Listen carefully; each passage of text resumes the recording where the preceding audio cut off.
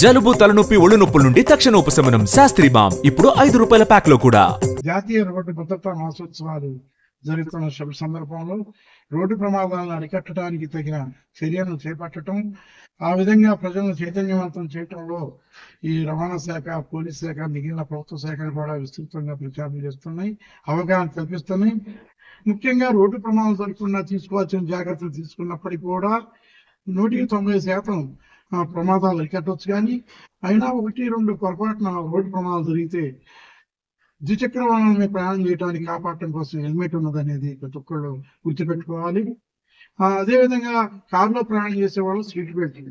ఈ హెల్మెట్ యొక్క ఉద్దేశం ఏంటంటే ఎంత పెద్ద యాక్సిడెంట్ జరిగినప్పటికీ కూడా తలకి దెబ్బ తగలదు, తద్వారా ప్రాణం కోల్పోదు. అయితే ఆ హెల్మెట్ క్వాలిటీ హెల్మెట్ అయినప్పుడే అది మన ప్రాణాలను కాపాడుతుంది. ఆ క్వాలిటీ హెల్మెట్ తలకు పెట్టుకొని మెడ దగ్గర బెల్ట్ పెట్టుకొని సురక్షితంగా ప్రయాణం చేసినట్టయితే రోడ్డు ప్రమాదం నుంచి ప్రాణాలు కాపాడుకోవచ్చు. అందుకే హెల్మెట్ అంటారు, హెల్మెట్ ధారణ ప్రాణ రక్షణ అని దాన్ని అంటారు. అదేవిధంగా అమ్మ జన్మనిస్తే మనం భూమి మీదకి వచ్చినాం, యాక్సిడెంట్ జరిగి ప్రాణం కోల్పోతే కష్టం. అదే హెల్మెట్ పెట్టుకున్నట్టయితే అతను చనిపోయే వ్యక్తి బతుకుతుంది కాబట్టి అది పునర్జన్మగా భావిస్తూ ఉన్నాం. కాబట్టి అమ్మ జన్మనిస్తుంది హెల్మెట్, అదేవిధంగా కారులో ప్రయాణం చేస్తున్న సీట్ బెల్ట్ పునర్జన్మనిస్తున్నాయి. కాబట్టి ప్రమాదాలు జరగకుండా కాపాడుకోవడం ఎంత ముఖ్యమో, ప్రమాదం జరిగితే కూడా మన ప్రాణాలను కాపాడే విషయంలో ద్విచక్ర వాహనంపై ప్రయాణం చేసే ప్రతి ఒక్కళ్ళు విధిగా, బాధ్యతగా ఒక క్వాలిటీ హెల్మెట్ పెట్టుకొని మెడ దగ్గర బెల్ట్ పెట్టుకొని సురక్షితంగా ప్రయాణం చేసినట్టయితే తనకు ప్రమాదం లేదు, తన కుటుంబం క్షేమం, తనకు క్షేమం. అదేవిధంగా హెల్మెట్ సీట్ బెల్ట్ పెట్టుకోవడం వల్ల కూడా తన కుటుంబం కాపాడుకున్నాడు అవుతాడు, తన ప్రాణాలను కాపాడుకోవడం ద్వారా.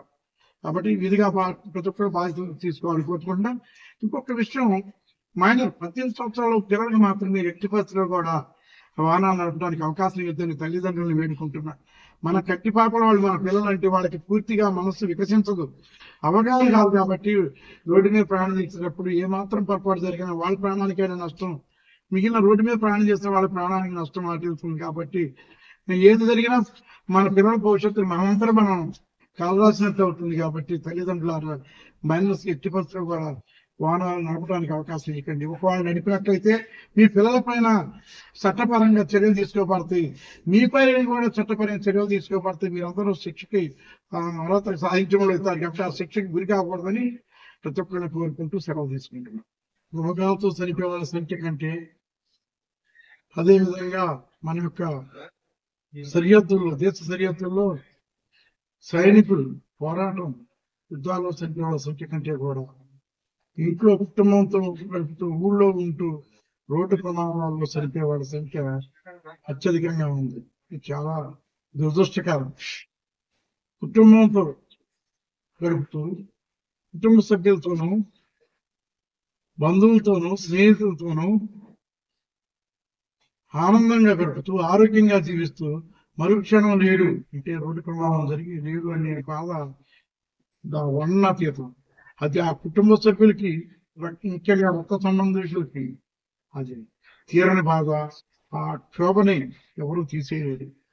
కాబట్టి రోడ్డు ప్రమాదాల ఆవశ్యకతని జరగకుండా తీసుకోవాల్సిన చర్యలని ప్రతి ఒక్కళ్ళు అర్థం చేసుకోవాలి. అర్థం అవటం కోసం police department, transport department, education department, ఆర్ఎండ్బి, నేషనల్ హైవేస్ అట్లా ప్రభుత్వం నిర్దేశించింది ఎవరి పాత్ర వాళ్ళు పోషించి ఈ రోడ్డు ప్రమాదాలను తప్పనిసరిగా అరికట్టాల్సిందే, విలువైన ప్రాణాలను కాపాడాలి అని కోరుకుంటాం. అందులో భాగంగా భద్రాచలం యూనిట్ కార్యాలయం ఉంది.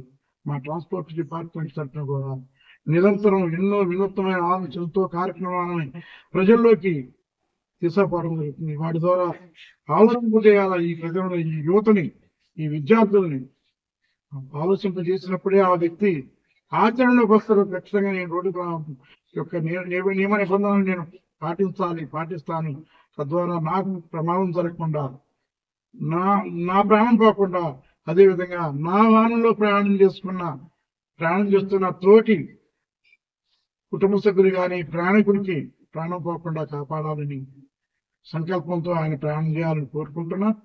అదేవిధంగా అదే వ్యక్తి వాహనం నడపడం వల్ల అదర్ రోడ్ యూజర్స్ అంటే మిగిలిన రోడ్డు ప్రయాణికులు ఎవరైతే ఉన్నారో, పాదచారులు, చిన్నపిల్లలు, ముసలివారు, అంగవికలు, స్త్రీలు రోడ్డు మీద నడుస్తూ ఉంటారు.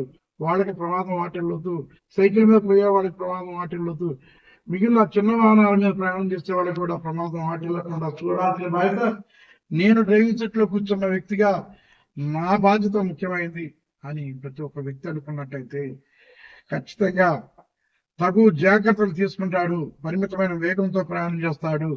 ఈ రోడ్డు మీద నా ఒక్క వెహికలే కాదు ప్రయాణం చేసేది, వందలాది వెహికల్స్ నా ముందు వెళ్తున్నవి, నా ముందు వస్తున్నవి, వెనక వస్తున్నవి, క్రాస్ చేస్తూ వస్తున్నవి, రోడ్డు క్రాస్ చేస్తూ పాదచారులు వస్తున్నారు, వెహికల్స్ వస్తున్నాయి. వాటిని అన్నింటినీ చాకచక్యంగా తప్పించుకొని నాకు ప్రమాదం వాటిల్లకుండా, నా వాహనంలో ప్రయాణం చేసే వాళ్ళకి ప్రమాదం వాటిల్లకుండా, మిగిలిన వాళ్ళకు కూడా ప్రమాదం వాటిల్లకుండా చూడాల్సిన బాధ్యత నాది. కాబట్టి ప్రతి క్షణం నేను నా ముందు చూపు ఈ వాహనాల యొక్క గమనించుకుంటూ తగు చర్యలు జాగ్రత్తలు తీసుకుంటూ ప్రయాణం చేయాలని, సురక్షితంగా ప్రయాణం చేయాలని కోరుకుంటున్నా అనే ఆలోచనతో ఉన్నట్టయితే తన ఏకాగ్రత మరల్చుకోడు రోడ్డు మీద ప్రయాణం చేసేటప్పుడు, వాహనం నడిపేటప్పుడు అని నేను గుర్తు చేస్తున్నా.